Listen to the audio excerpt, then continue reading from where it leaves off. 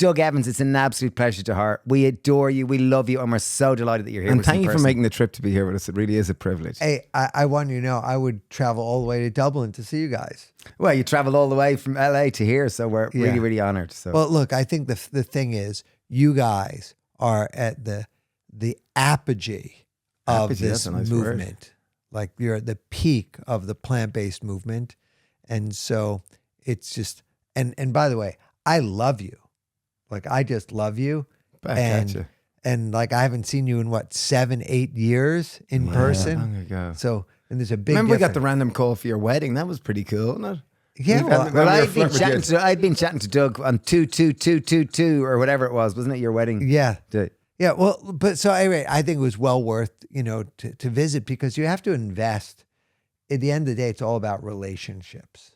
I agree. Right. So you have to have good relationships and you're not going to have relationships unless you invest into them. Yeah. And part of the investment is making sure you periodically, press some flesh. Here we and are. I really wanted to see the Happy Pear. What an impressive operation you have. Well, you had Organic Avenue, so you know the challenges of having retail outlets. And the food business. Doug had an amazing business called Organic Avenue, which really put juicing on the map in New York City in the 90s. Yeah, we were doing all raw vegan for 10 years from 2002 to 2012.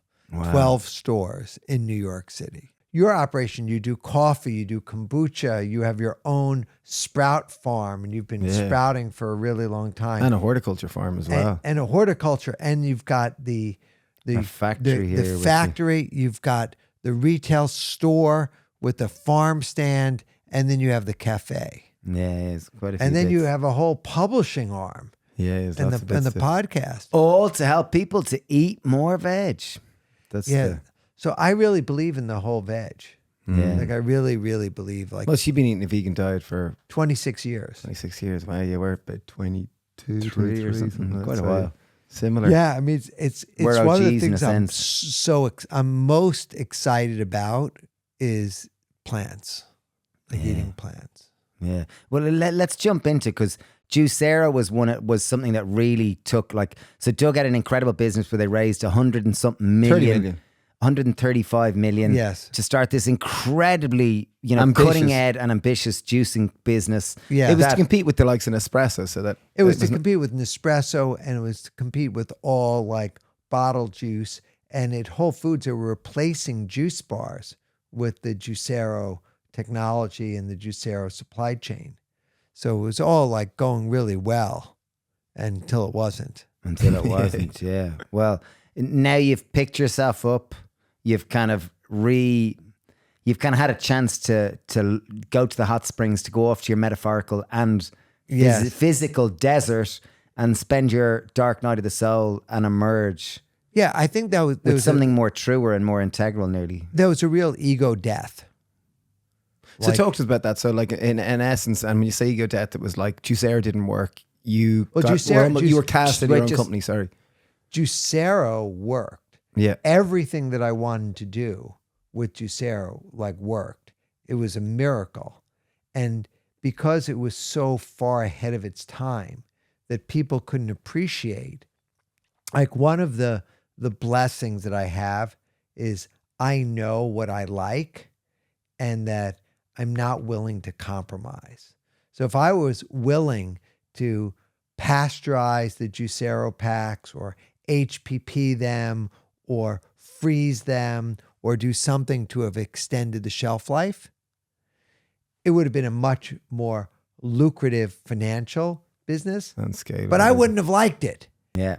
And so I didn't want to do anything that I would make me compromise my values. So I went through this process, and as you both know, the journey is the reward. So I got this incredible journey, and then I took some time. The journey is the reward, but most people don't realize that. It in the moment though, it feels like absolute penance. Did you find it in the moment it was even the reward, or was it more just retrospective, looking back on that was so hard, but by overcoming it now I have in 2020, looking back with 2020 vision, it's made me the person who I am today. Well, look, I met you guys, I think right after the business got composted. Something I often feel guilty with is plant-based milks, not the milk itself, but the fact that it comes in a Tetra Pak. A Tetra Pak, in case you don't know, it's the packaging that a milk carton comes in. It's cardboard, it has a plastic line, so it's very difficult to recycle. One thing I've often longed for is a machine or something that I can make my own oat milk or a modern day milk maker. A modern day cow. Modern day cow. And it just so happens that Nama have released a Nama M1, which is their milk maker, which is amazing. I took it home this week and I made it. And I made a litre of oat milk that cost me 10 cents. So in my house, we use 6 litres of oat milk normally in a week. And that costs, on average about €3 per litre. And instead they cost me 10 cents. That's a €17 saving across the week. If you look at across the year, that's a grand saving. Approximately, yeah. And the amazing thing about this Nama milk maker is that you can make cashew nut milk, oat milk, almond milk, spelt milk, quinoa milk. Any type of milk which you want. Like, it's amazing. And you can customize them and be sure of the quality of the ingredients. Because very often when I'm buying milks in supermarkets, like plant milks, the ingredients are not, there's often things which I don't know what they are. So it's amazing to literally put in, when I'm making a litre of oat milk, put in literally 30 grams of oats, a litre of water, 2 dates or 3 dates for sweetener, and a pinch of salt, and it's perfect. I get a litre of milk. Does it take long to make? No, 1 minute 30. Okay, brilliant. They've new technology that helps called blend and strain, which is really, really cool, really easy to make, beautiful inbuilt display. Like all Nama things, it's very cool. Yeah, and Nama, they're all about supporting you to eat more plants. They give a 15-year warranty on their milk maker. How long? 15 year. Wow. So they really believe it. They really want you to use it and support it. It is built to last, so it is quality. You get 10% off with the code HappyPear10. So do check it out. It's amazing. Really, I was blown away this weekend. What's when it I used called? At home. The Nama M1 Milk Maker. 10% off with the code HappyPear10 at checkout. And for anyone who listens to the podcast, also with our code HappyPear10, you'll be able to get 10% off all their incredible juicers too.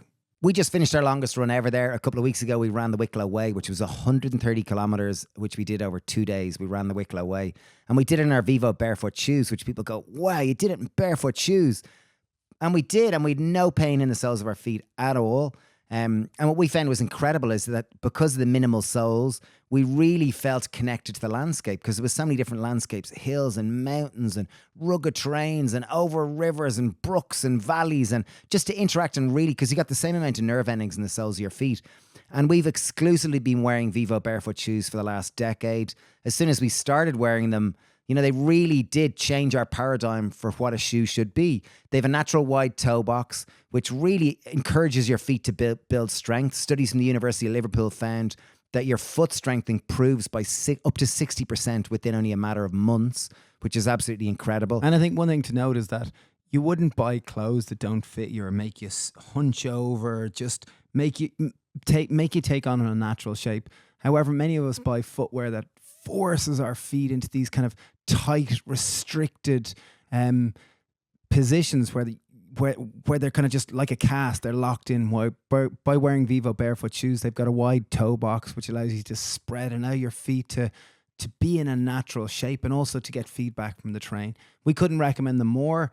Use the code HP20 to get 20% off at checkout. That's HP20 at checkout, vivobarefoot.com. And my final thing is then that your feet are the foundation of your movement. That, it really all starts with your feet. If your feet are healthy and strong, that directly impacts your ankles, your knees, your hips, your spine. So we found them just to be fantastic for our body, and for particularly as we get older, as all of us get older year by year. They're great. But okay, I want to move the conversation on from Juicero, because that was 10 years ago, into, just to fast forward a little bit, you went to the desert, you started this incredible hot springs, and you were literally in the desert, and there's no food grows in the desert. That's right. So what did you eat in the desert, Doug? As someone that's been vegan for 25 years. Yeah, I've been raw vegan 26 years. So I moved to the desert. I'm living at Wonder Valley Hot Springs, and I had a cooler filled with goodies and fresh produce from Air One and the Santa Monica's Farmers Market, and soaking in the hot springs, looking at outer galaxies. And when you look at a dark sky and you can see the Milky Way and the stars, you realize how infinite the world is and how small, like you are, in this galaxy. And I went the next day and I opened up the cooler and there was like nothing left. And I was like, what am I going to eat? So I'm like, oh, no problem. I'll go on my iPhone and I go to Happy Cow. No results. I go to Google. You're living in a tent now in the middle I'm of the living desert. in the tent in the middle of the desert near Joshua Tree at Wonder Valley Hot Springs. And then I go Google vegan near me, health food store near me, nothing, nothing, nothing. And that's when it dawned upon me. I was in an environmental desert and I was in a food desert. And so I get in the car, I drive an hour and a half, I get to Whole Foods, I load up, I'm driving back, I'm almost falling asleep in the car. It's like 100 degrees, you know, like I don't like to use the air conditioning. I'm also sweating, I'm tired, and I'm driving back. And then that night I'm looking at the stars again and I'm saying, God, maybe I made a mistake. Like maybe I'm in the wrong place. I'm a city boy because I don't know how to grow anything. You know, the only thing I knew how to grow was sprouts, but I was thinking like, I like lettuce, I like vegetables, I like fruit. Like, what am I going to do? And then as I was reflecting on the beauty of this galaxy in the miraculous healing waters of the hot springs, I was like, oh, well, I can sprout. And then I just started to like go off in my brain the way you guys do, because I think the three of us all have ADA. Yeah, definitely. Right? Attention deficit advantage for those of you who are new to this. Attention deficit advantage. So I was going off with all the things I could do with sprouts. I was like, oh, I could grow alfalfa sprouts and broccoli sprouts and lentil sprouts and mung bean sprouts and pea sprouts. And then I had this revelation, this download, and it was like, oh, everybody thinks that sprouts are garnish if they think of sprouts at all. Very true. Right? But for me, I was like, sprouts are food. Sprouts are vegetables. And number two, sprouts are vitamins and minerals that are actually 20 to 100 times more nutrient dense than mature vegetables. And I was like, wow, that's a revelation. No one knows that. People think of sprouts as like almost like confetti, like sparkles, like there's nothing there. When in fact, like, holy cow, you actually can eat less sprouts and get more nutrients. And if you're eating more sprouts, you're getting much more nutrients. And the third, and this was like, huh? Hippocrates said, let food be thy medicine. Brian Clement at Hippocrates and Ann Wigmore were using sprouts to treat people that had major chronic illnesses, major issues with cancer and diabetes and heart disease and hypertension. People were spending $500 to $1,000 a day getting sprout therapy, right? Being fed an abundance of sprouts. So when I started to see that there were peer-reviewed published papers on the chemoprotective properties of sprouts and how sprouts could regulate insulin levels in diabetics and how sprouts could detoxify benzene from the lungs. And it was just like so much magic that I got inspired and I said, I'm actually going to write a book. I got all the time in the world. I know how to read. I've read a lot of books. I can write a book. Happy Pear wrote a book, right? People have written, Rich Roll wrote a book. I said, I'm going to write a book. All my friends have written books. So I decided I would write the Sprout book. So I go to New York and I pitch one publisher and they buy the Sprout book. And I'm excited to go on book signings and go on. And then something called the pandemic hits and COVID. So April 2020, the book is done. Oh, wow. And it's COVID. Book launch party canceled. Book signings canceled. Can't do anything with the book. So I was like, oh, I guess I need a plan B here. So I decided to focus on social media. So went on to Instagram, went on to TikTok, went on to YouTube, started calling up people. And podcasts are much bigger today than they were, back, 6-7 years ago. And 2020, they were just big enough. So I contacted Rich Roll, and all of a sudden, people wanted me to be a guest on podcasts. And the book, and you know how hard it is to write a book. Yeah. The Sprout book became top 70 best-selling books on Amazon. Jesus. Hit number 1 best-selling vegan book, vegetarian book on Amazon. Wow, it's a big deal. And job. so I start really like leaning in to the power sprouts. And so I lived And it's not an easy market, compared to selling coffee or, processed foods. Like selling sprouts is not an easy sell. Yeah, I mean, And yet they're cheap and they're packed full of nutrition. The problem is that they taste healthy. Like typically the healthiest of foods doesn't taste like coffee or chocolate. That's the challenge. yeah. Well, from a book perspective, the publisher had so little confidence in the book that they did as a trade paperback. I had to hire my own photographer to do the cover art, and there's inside's all black and white. So the fact that book sold 50,000 copies, it's still in the 10th edition, it's still selling. Wow. It's just is a miracle. Yeah. Well, it's not surprising knowing you. Well, When they wrote the word hustle, it's like Doug is. yeah, I like to hustle. I hustle, and so Can we talk briefly about hustling? Because I think hustling is really important. Like to get out there and work for what you believe and not being afraid of no and not being afraid of closed doors. How do you endure that? well, every nay brings me closer to the sound of yay. Like, it's just very, very clear on that. So I read a book on sales, The best salesman. the greatest salesman in the world. Yeah, I bought it. I read it inspired by you. You've got this one parable which you're able to recite from it, chapter 4 or something. Yeah, chapter 3 on persistence. Yeah, yeah. So I actually know 2 full chapters by heart. Wow, you really chewed that book up. Yeah. So the chapter on love is so beautiful. So beautiful. I actually recite that now more than persistence because persistence is now in my DNA, but I'm trying to polish the elbows and open the heart a little bit more, so focusing on the love.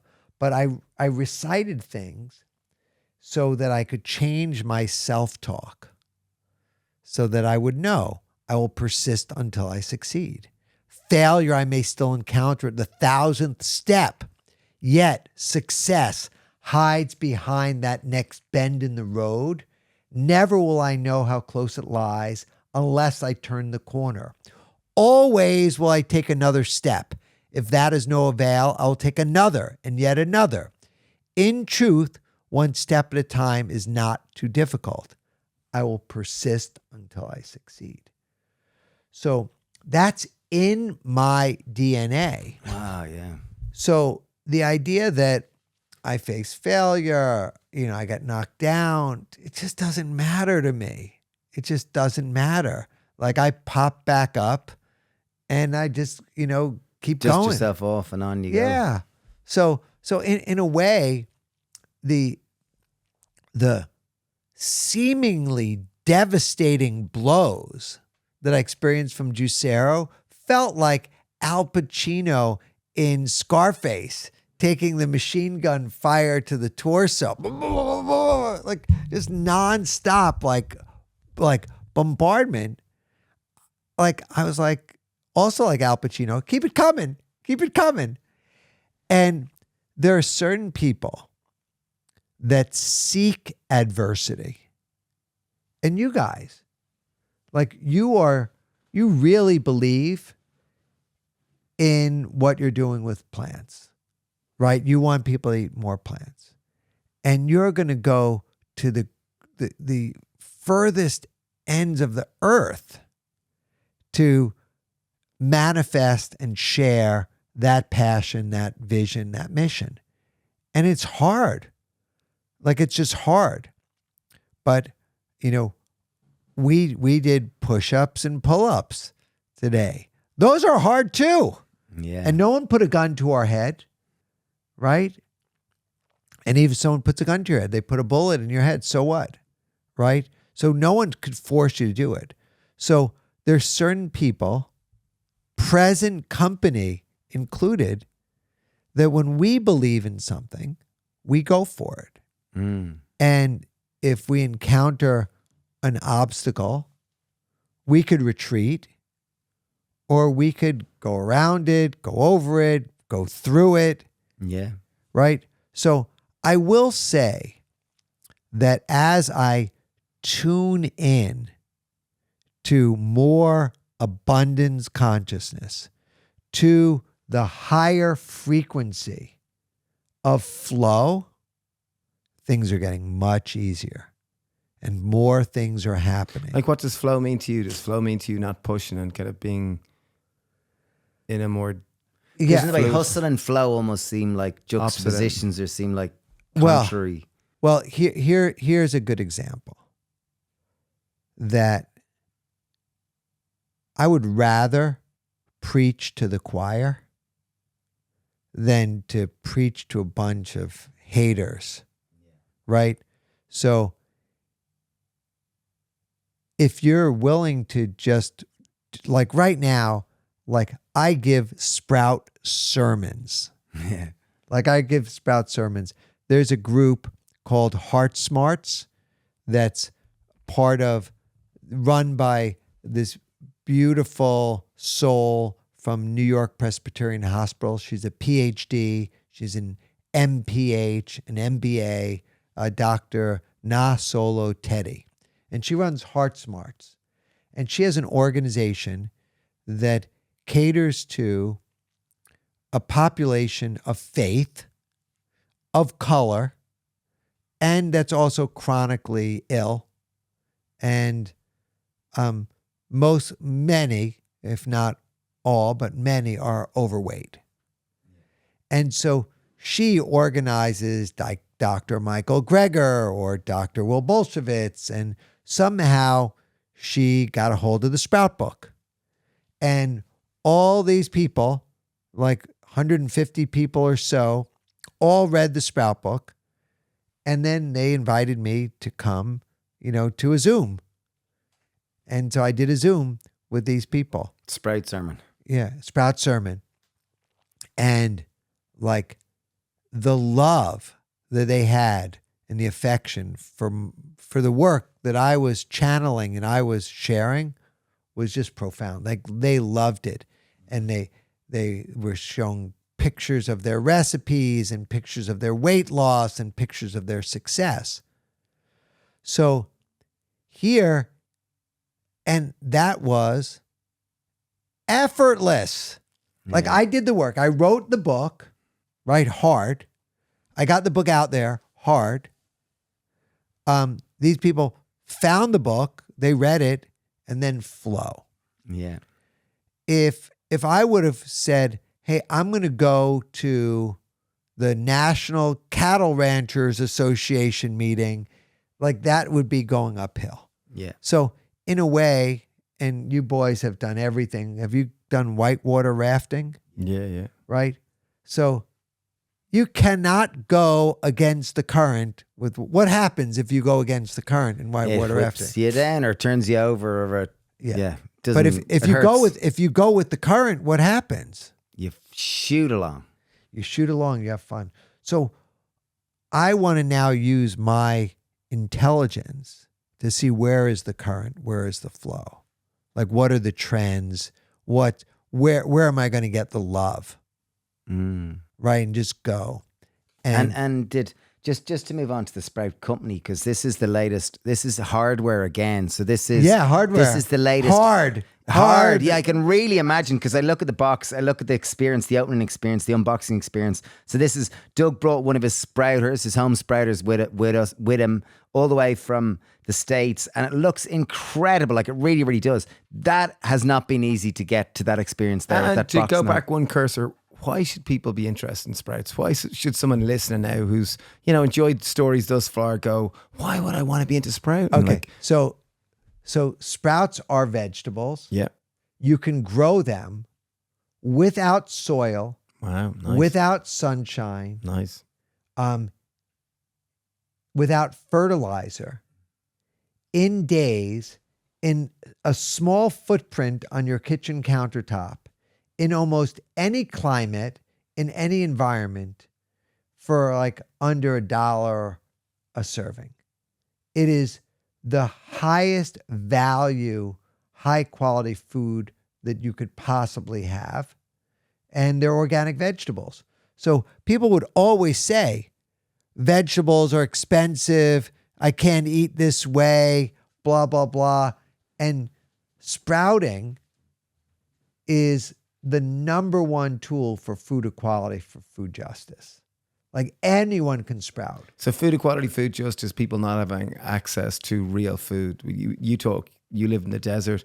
For anyone listening, food inequality is talking about you live in a city where you can't get fresh produce, and it's really, That's right. and it's priced. And most of America, out. you can't get fresh produce. Almost all salad comes from California.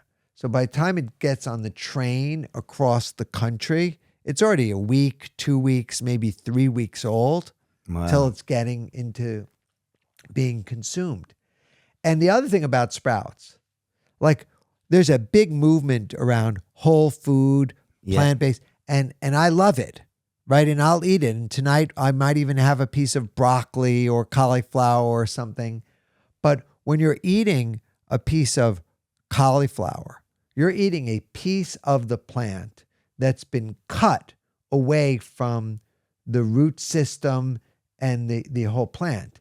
And once you cut it, it is beginning to die, right? With sprouts, you're eating the root, the shoot, the endosperm, the embryo, the seed coat, the testa. You're eating the entire enzymatically rich living organism. So you're eating like this living food.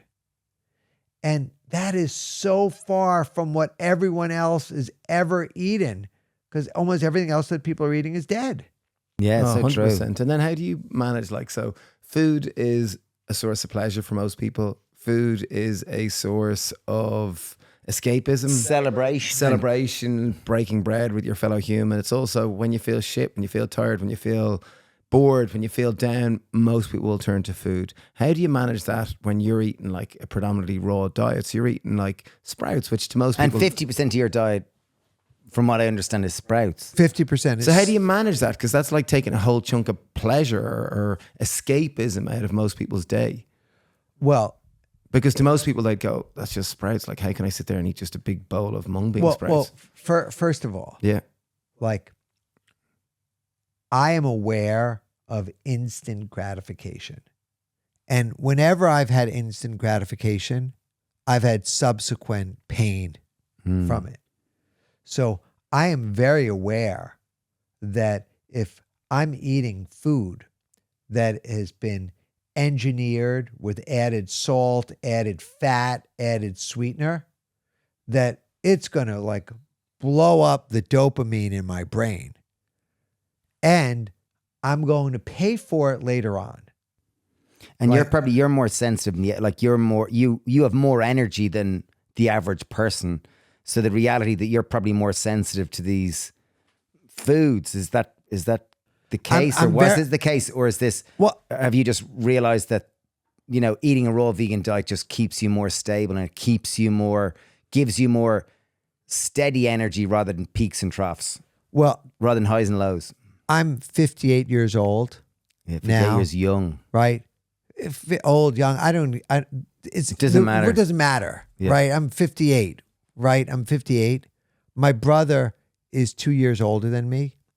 He weighs 113 pounds more than me. Wow.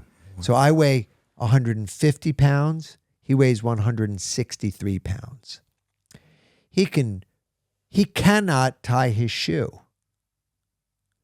He can barely get up and down on his own. He's in so much pain from diet.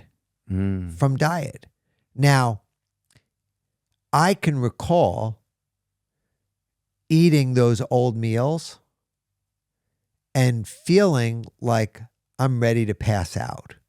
Like it was just like a wet blanket or a fire extinguisher on my energy. Then the middle of the day after a big meal, because I used to associate food with abundance, with affluence. Like, oh, I can afford it. Let's go to a nice restaurant. Let's eat this, and eat that. And then all of a sudden I'd feel like in the middle of the day, I'd feel like, I need a nap. And if that was it, I'd be lucky. But if all of a sudden I had and look, the number one over-the-counter drugs in America, I don't know what it's here in Ireland, but in America, it's antacids, Pepto-Bismol, Tums, indigestion. So I don't hate things too much, right? Hate's not a word I use a lot. I hate feeling full and nauseous and pain in my stomach. Like, I'll do anything to avoid that feeling because I don't like it. Do you ever eat yourself into a level of like nausea? Very rarely. Very, very rarely. Have you? Sometimes when you're at an event late at night and you feel it's, you've got to eat. So sometimes I definitely, go to bed. It'd be rarely, but it definitely. Okay. What about you? I don't think to the state of nausea, but maybe to a state where I'm bloated. Bloaty and windy, where you eat late and you. Well, because we got to bed early, like we go separately in separate houses, separate beds. I would say everyone in the audience. Yeah. Ask yourself, have you eaten yourself to a level where you feel sick? Where you just know like you just don't feel good. So I know that I left my meeting in California yesterday, 11 a.m. in the morning. I went to the airport. I got there at 12. My flight was at 1:30. I flew to Chicago. And then I flew from Chicago to Dublin, and Harold picked me up at the airport, and I didn't sleep on the plane. I worked on the plane. I read on the plane. I got a lot done. So I've been up now for well over 24 hours. Well over 24 hours, because I didn't want to take a sleep now because then I wouldn't be able to sleep tonight. Yeah. Right. So that's serious stamina. Like for even a very fit person, that's serious stamina. Like not to mind. Yeah, and so anything. Well, the thing is, it's if you are like I wouldn't do this 2 days in a row. Yeah. Right. So, although I have, but I don't like to. But I know that if I'm eating right, and I'm exercising right, and my sleeping, for the most part, is right, then I can sustain and I can perform at a high level. Wow. Very impressive. And what is eating not right for you? Like for most, so for someone listening, eating right might be God knows what they're eating, for example. But what does... So my diet, I think, is somewhat unique. Yeah. Right? Definitely. I eat 50% fresh, raw sprouts. Alfalfa sprouts, broccoli sprouts, lentil sprouts. So would you be eating a kilo a day of sprouts? Easily. So 2 kilos could be. And you don't just sit there with a plain bowl of sprouts, like you put lemon and tahini or something. Well, yeah, you see, I make wraps, I make dressings, I make a salad, but half of my calories are coming from sprouts. And you can get quite a bit of calories from the legume sprouts, the garbanzos, the lentils, quite a bit. So you are putting tahini with them and putting in some sort of a whole food wrap? Very little on the tahini. I used to pour it on, but now I use I'm really focused on the breakdown about being 80% or so carbohydrates, 10% fat, 10% protein. And you guys knew the answer because normally I ask the trick question. Yeah. Doug Graham, but actually Colin Campbell. He was 80-10-10. He's 80-10-10 also. Yeah. And breast milk is less than 10% protein. So there's a lot to it. So I love the sprouts. Like when I eat the sprouts, I get a feeling and a sensation of high. And it's not like a dopey high, like a THC high. It's a high like, oh. Well, it definitely, even hearing you talk about it reminds me of, oh, geez, we have had a sprout farm for 15 years. We'd go through phases where we eat loads of sprouts, but then you go through other phases where, you know, it's always vegan, but it's not. It's always whole food, plant-based and vegan, but there isn't that much sprouts, you know, at the moment because just... Yeah, it's just not normal. Yeah, it's really not normal. It's not normal. So I make salads, and instead of using lettuce, like I'm just filled with sprouts. Yeah. So whatever dressing, whatever else. How does your wife get on with the program? How does she fit in? My wife loves sprouts. Yeah. My wife also, if I didn't bring her here because I wouldn't be able to get her to leave because she'd go to town on your buffet at the Happy Pear because she loves everything in there. It's like she eats and piles on, and she would just add a ton of sprouts to it. So she probably eats like 1 or 2 cups of sprouts a day. Our 2-year-old baby eats a cup of sprouts a day, but I eat like a ton of sprouts because to me, I have a lot of things I want to accomplish in this life. So by eating the sprouts, I know like, wow, like I'm operating. It's just like... Well, for anyone who's listening, like sprouts, as Doug explained there, they are like literally condensed energy. Like there's so much electrical charge and frequency, and it is the most efficient way to build up your immune system. And it really is one of the ultimate sources of calories in terms of nutrients, electrical frequency, enzymes, water, fiber, the full spectrum of... They're cheap, macros, they're organic, micros, antioxidants. Yeah. Look, you guys use lentils in the Happy Pear. Yeah. When you sprout a lentil, you increase the vitamin C 500%. Wow. Just imagine you're taking something that's healthy already, and if you're eating it in the sprouted form, you're increasing the vitamin C 500%. Yeah. Right? You're increasing the antioxidants like by 3x. You're tripling the number of antioxidants. And you're eating something that's alive. So it's just not normal. Yeah, to eat it. So people are thinking about like sprouts as a little garnish. I had the privilege of being in such scarcity in the food desert to actually endeavor into like bowls and platefuls and cups and handfuls of sprouts. And it feels so good. Like, so the other thing is you can replace pasta with sprouts.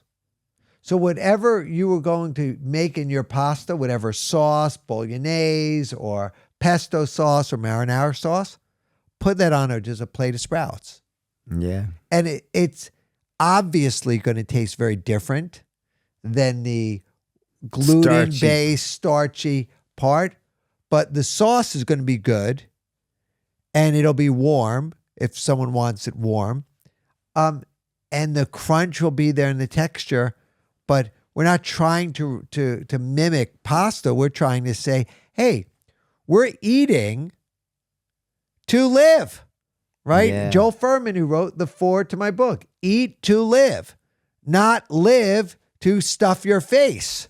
Yeah. Right? So the best way you deal with the kind of idea of food being pleasure and food being a source of, you know, coping with the stress of life is that you often see that things that are quick pleasure or an instant gratification or quick hit, typically you pay the price.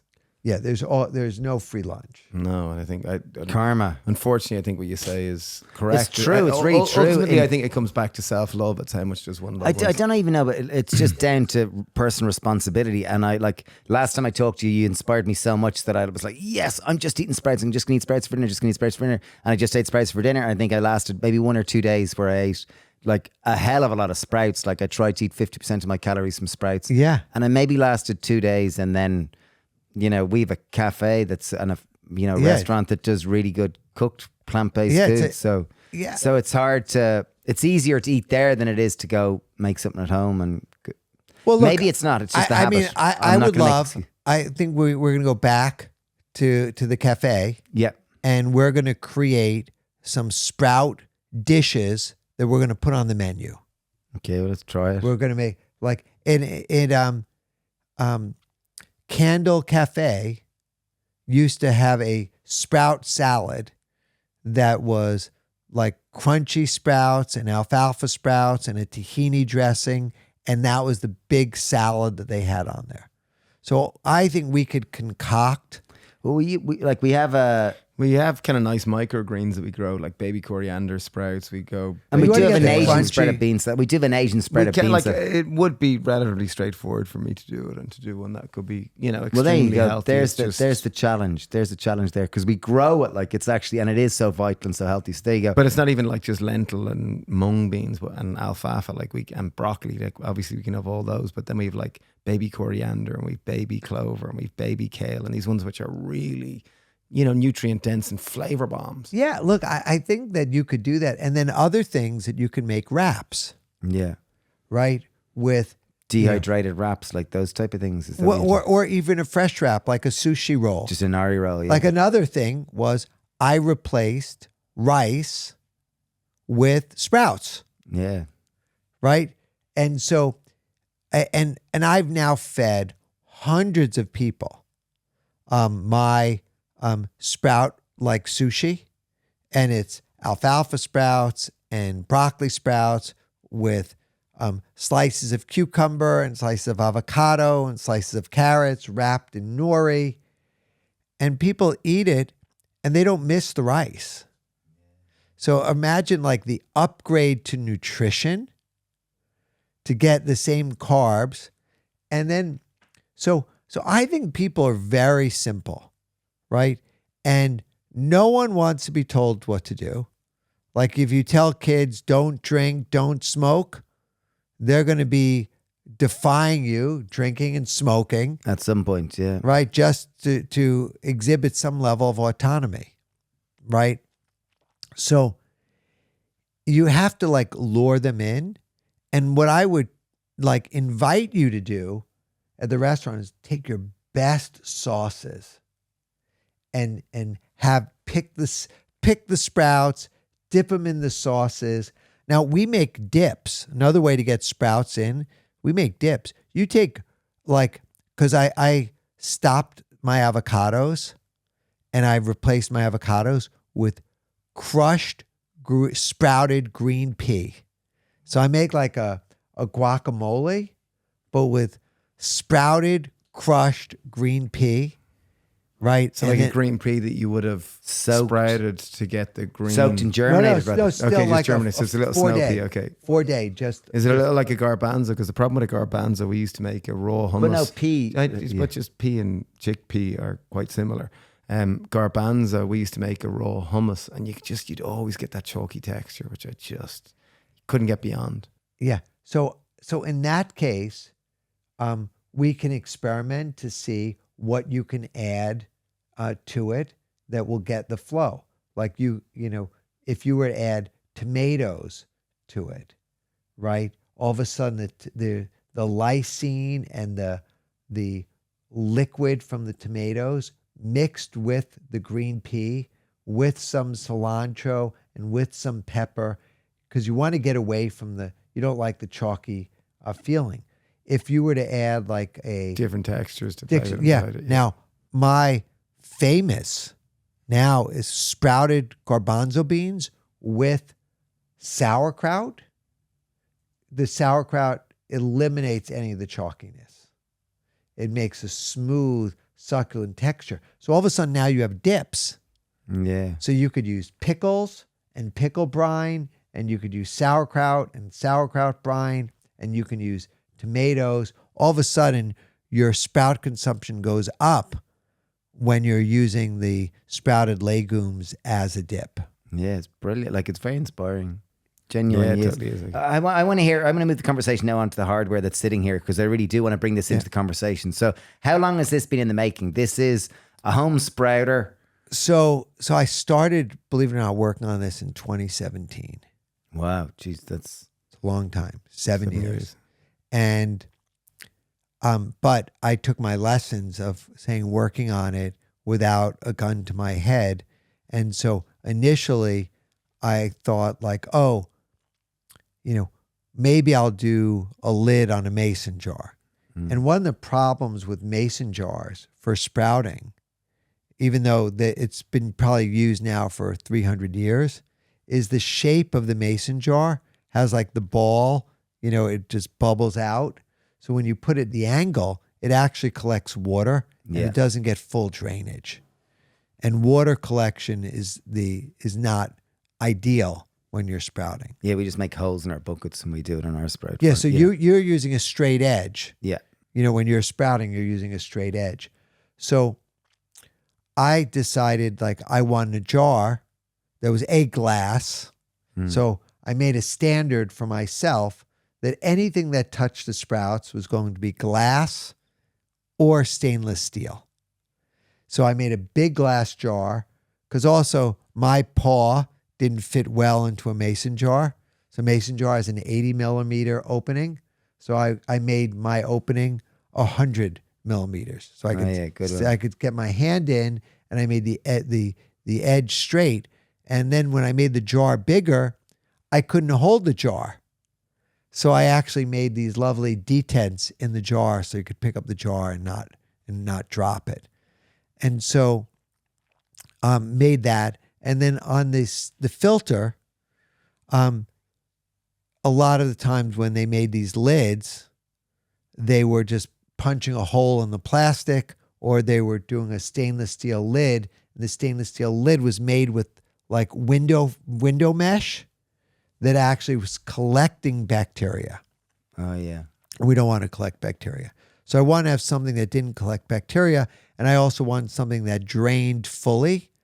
So I designed the shape of the stainless steel filter so that all the water would evacuate without getting stuck, and the stainless steel filter could be dishwasher safe, or you could scrub it with steel wool and not have any contamination. Very cool. So, and then a lot of people were using a stand or a bowl or a jar, or an iPad stand or a book stand. So I made a perfect stand at the right angle. So it was like one beautiful apparatus, and you could see it. It does look stunning. And literally, you've reached the stage, Doug, where a person literally just adds seeds to it. Oh, wow, it looks stunning, doesn't it? Cool, yeah, it looks like a coffee, some kind of fancy coffee. Well, look, just like I wanted Stunning. something that could be on the counter, and look, this nice innovative ring design. I like it. And you look at the filter here. Wow, it is really You pretty. see the filter just attaches on here, but you see it's protruding out off of the jar. Yeah, so it doesn't collect So water. all the water, and if you see here, it's all straight. So it's not collecting any water inside. Oh, yeah. And you can see you could hold it very easily. Yeah. Nice design. Well done. So it's just very simple. And then the collar, and it just, one scoop of seeds, and you could see inside here. One scoop of seeds. You pour them in the top. You pour them in the top, but will grow and fill up the entire jar with sprouts in 5 days. So yeah, it's So like so this was something that I wanted to make sprouting beautiful. That is mainstream. beautiful. That takes it away from the kind of hippie thing, the hippie mason jar on your counter. Like, that looks very elegant and it looks beautiful.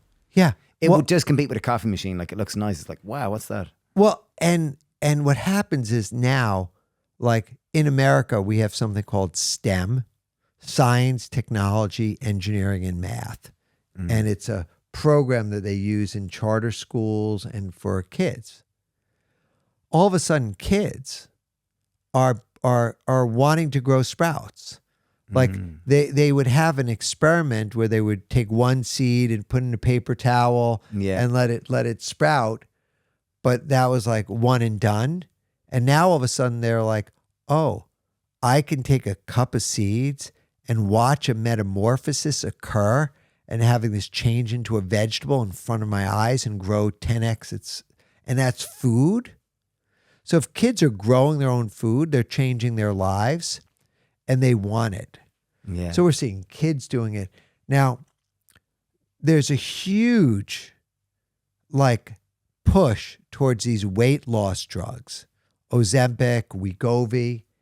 And the way that those work is they create the GLP-1 peptide, which basically is triggering the brain to say, hey, I'm full, I'm satiated. Well, guess what? Sprouts are high fiber, low fat, low calorie, but they have a lot of volume. So when you eat the sprouts, you fill up the stomach and it produces GLP-1 peptide. So it's the same feeling of satiation that But you're eating getting. very little from the drug. calories. Very little calories that are high in nutrition. Yeah. So it ticks so many boxes. And they're also, every sprout contains every amino acid that becomes a complete protein. I'm going to eat sprouts for my dinner tonight. Yeah, look, I think Lots what of happens, sprouts. And here's the thing about you guys. How old are you now? 44. You're 44, you're 44 too? Yeah, 44, yeah. So He's you- a day old. Or no, you're in 15 minutes older. correct. Yeah. Yeah, So, 15 so you minutes guys older. are 14 years younger than I am. Yeah. And you're also at your appropriate weight and Yeah. you run like someone's chasing you. Yeah. Right? So you're very fit, but you're also very young. Yeah. Right? So when you're fit and young and you don't have any, problems, no arthritis, no pains, no cardiac issues, like I would call you guys, you're in the comfort zone, Yeah. right? You're just comfortable, and most people are just comfortable. And just like the poor frog, when they boil the water, they slowly boil the frog. They end up just becoming more and more sedentary and they lose their faculty and then they go. So now would be the perfect time for you guys to start becoming more sprout oriented. Yeah, it's pretty Right. true. So, because you have the intelligence. We've also got the facilities. We've got the farm and we've got the resort. We've got like the resources as in the seeds, and we've got the farm and we've got the products to eat, and we love cooking and food. So it's all there. It's just a matter of us getting our act together and actually prioritizing it. Collectively getting into it again. Yeah. So I think it makes sense for you. Other people, bless their souls, have much more of an immediate need to get on the train. Like if they're overweight, or if they've got type 2 diabetes, or if they've got hypertension or heart disease or any of these other chronic illnesses, like adding sprouts to the diet and just experiment. Like, I could tell you, I've done water fasts, I've done dry fast, I've done juice fasting. Sprout fasting is the best because you can eat as much as you want of the sprouts. Like you literally cannot overeat raw sprouts. It's such a reminder. Even you just talking to me now, I'm going, there's so many people who we coach, who we work with that like need more vitality and more energy, and like sprouts are so easy. And they're so easy. The hard bit is just actually eating them. One other thing is that right now we live in a obesogenic environment where people have access to more processed Calories foods and more junk, and they don't have access to organic, high quality, high nutritious foods. Sprouts are the answer. They're reclaiming your own autonomy in this centralized food system, which is set up kind of for profit rather than for people's health. Whereas sprouts is an act of rebellion. It's an opportunity to reclaim your own food agency and feed yourself with nutrition as food opposed to empty agency. calories. Good word, Stevie. Thanks. Yeah. Yeah. Look, I mean, for me, like life is really short, right? So as long as we're going to live, it's still short. Yeah. So what I want to do now is like, I want to share information. I want to share knowledge. I want to share tools. I want to make it easy for people. but I'm like, I want to preach to the choir, Yeah. right? And I want to preach to people. Down current. People that want Yeah. it. I want to go with the flow. Now, some people just say, because let me tell you, as you know, it's exciting to go with the current in the boat, Yeah. right? That's exciting enough.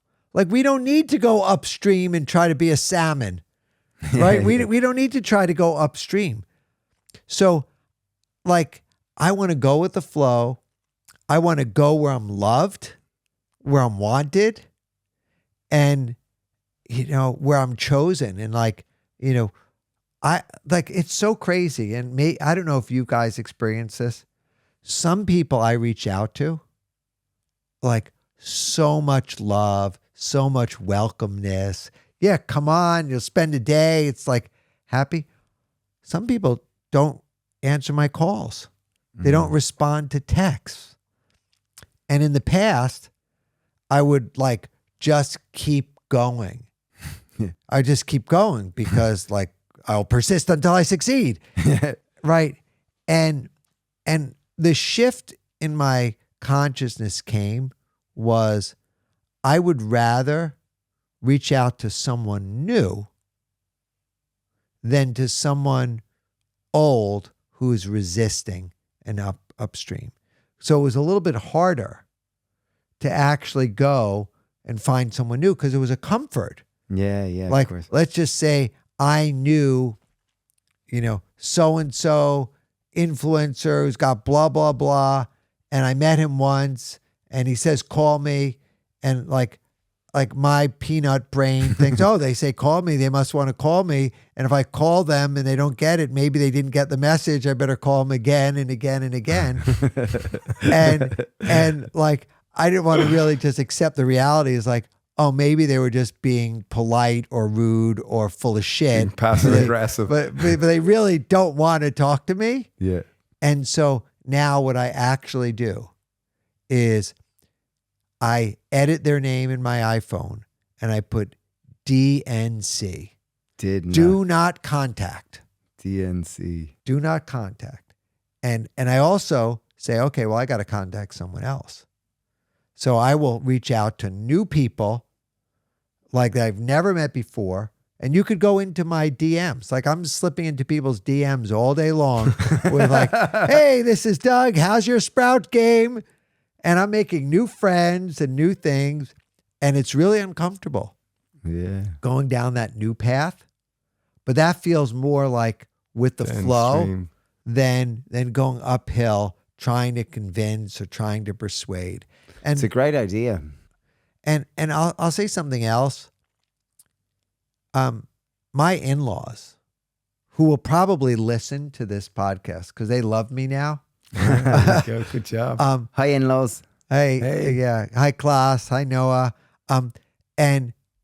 But in the beginning, I would butt heads with Klaus all the time because my That's your mother. father-in-law. Okay, father-in-law. Yeah, because I'd be sending him this anti stuff, when they were trying to, Yeah. like, you know what I'm talking Yeah, about? yeah. So I'd be sending him that stuff, and he's like such a sweet guy. Like he really thinks that the government has his best interest in mind, and the doctors are saying the right thing. And I realized like I could say it once, like what I believe, but I don't need to repeat it. I don't need to make it the topic of the conversation, et cetera. So it's like, even there, like not looking for that friction, just like finding other things to talk about, like not needing to be right, just wanting more harmony, but choosing when it's really important. Like I did have to say and I won't alienate the person, but no, my 2-year-old daughter is not going to eat a French fry that's saturated fat, trans fat, extra sodium, and acrylamide, which is carcinogenic. Not eating it. Like, no. Maybe if I'm not there and there's no control and in the future, but not in front of me. I won't say not over my dead body, because I'm well alive, but like not in front of me. Like, no, like I'm going to have a standard because I know like the explosion of the brain, of the dopamine that will come. It's like eating a French fry is like watching a cartoon on a screen, like to the brain. Did you know that? Yeah, I'd believe it. Well, it just boom. Like if you're eating a diet of sprouts, like a French fry is just like a dopamine explosion, I'd imagine. Yeah. So there's just no good in it. And what happens is, if you want to be a thoughtful, conscious parent, and you go to a party where there's unhealthy food and the kid is going to the party, you got to bring a ton of stuff. You got to just bring a ton. Seeing you You got to bring a ton of stuff. It's expensive too. We actually now have our own freeze dryer because our baby likes she likes the freeze dried mango and the freeze dried strawberries, and they're really expensive. If Yeah, you they are. buy them out there, but if you make them on your own, it's much less expensive. Yeah. So you just got to go and show up with tons of fruit. Like all kids like fresh fruit. They like berries. They like just expensive, but you bring an abundance for it. And then, like I hide the other shit. Like I just take, I steal the other shit and like I take it away and, like I'm Your trying to kids say, are gonna hate you. I know, like mine. So I got a 13, 11 and 7, and every Halloween they go out and we'll do trick or treating and allow them eat what they want going around, and then afterwards give me your bags and I lock them away, and that's that. And they hate it, and they hate me for it, but that's part of it. That's It's you gotta draw some lines. The challenge of the food environment is full of. You want them to feel a part of life so that they can have peers. yeah, well, and they can maybe we relate have to the- create this utopian society where everything within it is good. there's the yin and the yang, but I mean, oh my God, I could show you a video of my daughter like eating a fresh, ripe persimmon and drooling all over her face, and how she grabbed durian out of my hand and she's like chowing on the durian, like literally, like she could probably break my hand because she likes the durian so much. So you just have to find the healthy stuff that they But do I'd like. say, But I'd it's- say, your I'd say that daughter's it's still very very young, easy so when they're two. when they're two. Like When they ours were start the bec- same when they were 2 and 3 and 4 and 5, and then when they become more part of normal society, which we live in a town, so that's just an inevitability. When they get to a certain age and there's more freedoms and more friends and more parties, and it's more modern very culture, difficult to control. Like it's just you've kind of especially when they become teenagers. that's been a real challenge of just letting go. So I don't mean to burst your bubble in any sense. Which well, I kinda I'm gonna just live. did. I'm gonna live in my delusional state right now And Enjoy it, and you control it the best that you can. Ideals versus reality. But, Anyway, we're going to need to land the ship now because I know you have to go cook now. Yeah. You have to go cook a little bit for the supper club, which we'll be making sprout salads in. Wow. Well, he I don't might know. be. I don't know if we will because the kitchen will be busy. But hey, we'll go We'll play. see. We'll see. Well, at least for me. Yeah. There you are. Yes, Exactly. yes, exactly. Your sprouter is really innovative. It's really, really cool. So And you've people want to learn inspired more me- about your book. It's called The Sprout Book. The Sprout by Book. the wonderful Doug Evans. To get your Sprouter kit, it's called The Sprouting Company. People Yeah, can get it thesproutingcompany.com. online. Sproutingcompany.com. Can you buy them on? We're your not website? we're not in the UK yet or in Europe. It's US in, only. It's in US only. Harold introduced me to some people here. Oh yeah, yeah. So we're talking about it. So I think that soon we'll have something. we'll of this have it. in But Europe. right now, my mission is really for people to be as healthy as possible. So, when I wrote the book, there's a whole chapter in the book called Junkyard Dog that just talks about all like how I'd be pulling stuff out of the recycling container and how I was using oddball things to just sprout. So like to me, I want to see people sprouting, and the app at the sproutingcompany.com is a free app you could download to help Wow. people sprout, whether they're using a mason jar or our sprouting kit.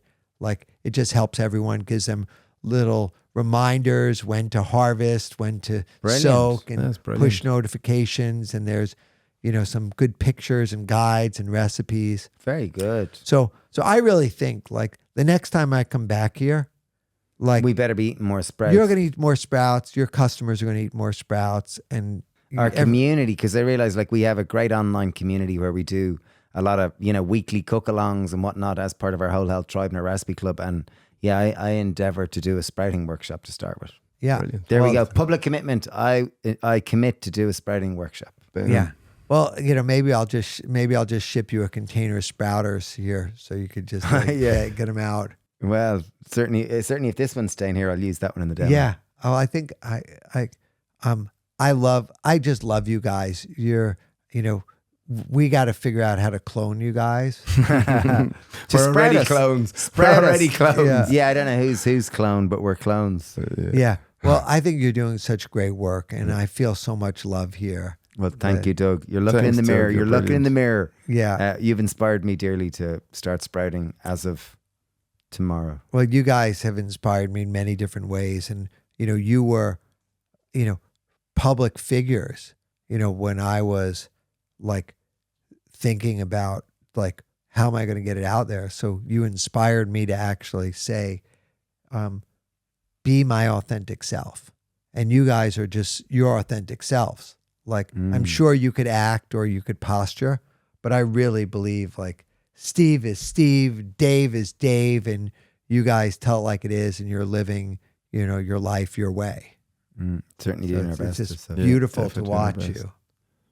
Thanks, Doug. Woo! Thank you, Doug. Yeah. All right, thanks for this. That All was right, great. let's land this plane. Go Plane sprout. Let's go eat some landed. sprouts. Yeah. Okay, so I want to land the plane with giving you each of you 1 minute Yeah. to just explain like what are so amazing about sprouts. Sprouts, I bring it down to energy. Every person who's listening to this wants energy. We all want to feel more energetic, more vital, more vibrancy. And sprouts are the epitome of it. They are full of, like we are electrical creatures as human bodies. There's electrical current, electrical charge that goes through us. And sprouts are literally like they're living electricity. Like there's lightning within these sprouts. And when you see them growing and you see them wet and vibrant, when you eat them, they just, you can really feel they're energizing your body. Whereas when I look at sometimes if I ate granola or if I eat dried crackers and things like this, which are very dry, they don't have any electrical frequency. They're very dried, processed foods. It's a very different energetic expression within my body. So I believe sprouts are just vital and essential for electricity and energy, and they're living. Wow, fabulous. Stephen. I think my biggest angle is that many people aspire to grow their own food. Many people aspire to be more connected to their food source. And nowadays most people, 75% of people approximately live in urban environments, and they don't know who grows their food. They don't know where their food comes from. It comes from typically foreign lands. You have the opportunity to grow food, highly nutritious food, in your kitchen. Every 5 days, you will have a harvest of some of the most nutritious food you possibly can. And not only will it nourish you physically, the act of it is a rebellion against our centralized food system, and it will give you great agency, great sense of purpose, and a sense of connection, which many of us need more of. Who won? I think you both did terrific. I think Sprouts won. Yay! And Dave, what you've obviously sprouted for 15 years. What do you like about the sprouting company Sprouter? It's very clean. Like it's a beautiful, clean design, which is immediately we're a very technologically orientated society, and it looks good to start with, which is very impressive. And that's a good entry point. And the design seems like it's thought of all the little pet peeves, such as water, collecting too much, or bacteria, or cleaning. And it seems like you've thought through the detail, and it's easy to use. Perfect. I'm going to go with the same. Looks great. I like the unboxing. I think it's very sweet. And I like the packaging and the branding. Looks great. Terrific. All right, gentlemen. Doug, you the let's go man. eat. Let's go eat. We love that you're listening to our podcast. Thank you so much. We really like to think of ourselves as plant-based cooking pioneers. What you may not know is that we have our own recipe club, which contains hundreds of recipes designed by us. And for just $3.99 a month, you can be part of our recipe club. Not just that, but you'll be part of our community, which means you can chat with us in the chat with other members and take part in our live events. And ultimately, by supporting our recipe club and us, we can continue to get better guests and improve this podcast more and more.